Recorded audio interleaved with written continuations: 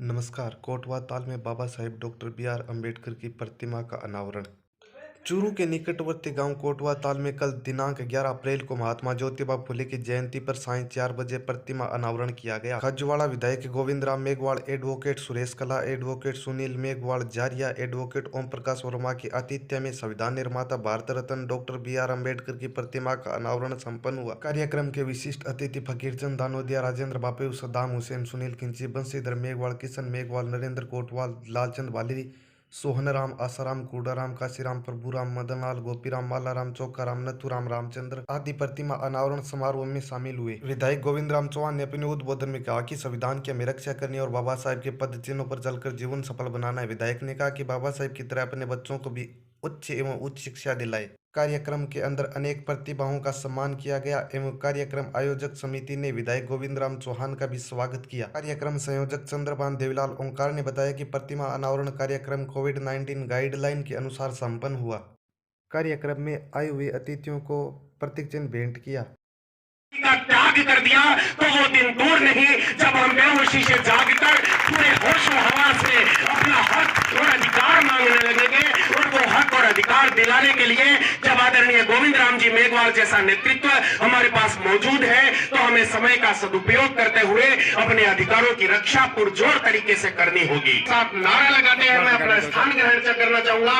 एक बार मेरे साथ नारा लगाते हैं, जय भीम, जय भीम, जय भीम, जय जय जय जय जय भीम, जय भीम, जय भीम। बुजुर्गों, माताओं, बहनों और बच्चियों और मेरे प्यारे साथियों, मैं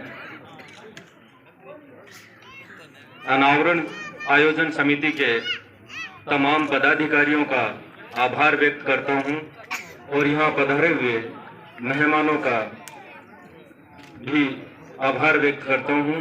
छोटे से निवेदन पर इतना कीमती समय निकालकर हमारे बीच में उपस्थित हुए और आयोजन समिति का बहुत बहुत आभार कि उन्होंने हमें बुलाया।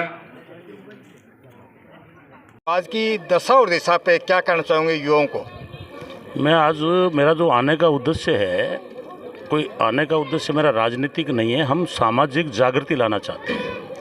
जो देश में हो रहा है वो इन तक पहुंचाना बहुत ज़रूरी है। और जब गांव के अंदर लोग संविधान को पढ़ेंगे, बाबा साहब की पुस्तकों को पढ़ेंगे, बाबा साहब की प्रतिमाएं लगाएंगे, तो इससे एक जन आंदोलन खड़ा होगा, सामाजिक क्रांति आएगी, लोगों में जो कमजोरी है शोषित समाज में वो निकलेगी।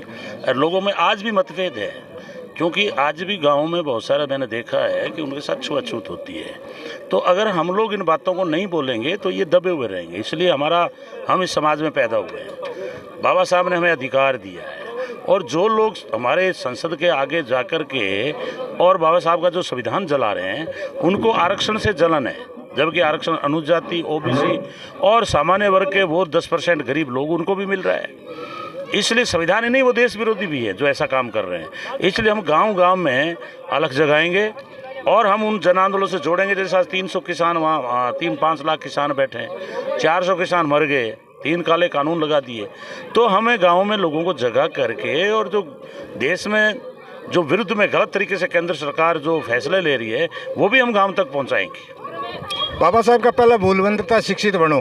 तो आप आज के युवाओं को, आज के जो समाज के लोग हैं, उनको जो शिक्षा पे मूवमेंट जो चल रहा है और धरतल पे देखें तो उनकी शिक्षा का स्तर बहुत कम है, तो इसके लिए सरकार क्या करे? इसलिए आपने देखा होगा कि हमने ये विशेष शिक्षा पे जोर दे रहे हैं। अभी कोरोना में स्कूलें बंद है, फिर भी आपको पता है कि सरकारी स्कूलों में किताबें फ्री है, फीस भी मिनिमम है।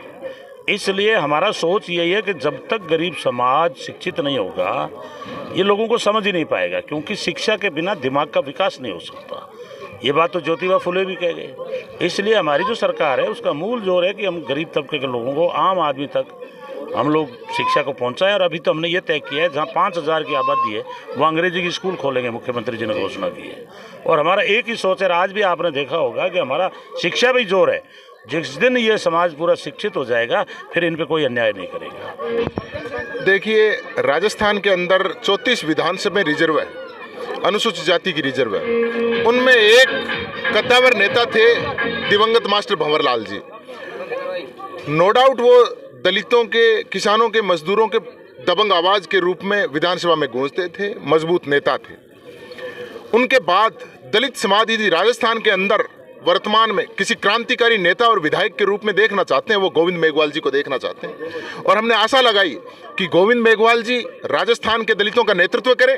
मास्टर भंवरलाल जी को दिवंगत होने के बाद दलित समाज इस सत्ता के अंदर अपने आप को सुना समझने लग रहा था। अब गोविंद जी जब निकल के आए हैं तो हम लोग इस प्रदेश के तमाम क्रांतिकारी सामाजिक संगठन, युवा लोग सब गोविंद जी से यही निवेदन कर रहे हैं कि आप लोग विधायक जी आप निकलिए और पूरे प्रदेश के अंदर समाज को जागृत करने का काम करिए और आप जिम्मेदारी लीजिए कि राजस्थान प्रदेश में किसी भी दलित के ऊपर किसी भी प्रकार का कोई अत्याचार होता है, जो जुल्म होता है, उसका हम पूरी विधानसभा के अंदर पुरजोर तरीके से आवाज उठाने का काम करेंगे।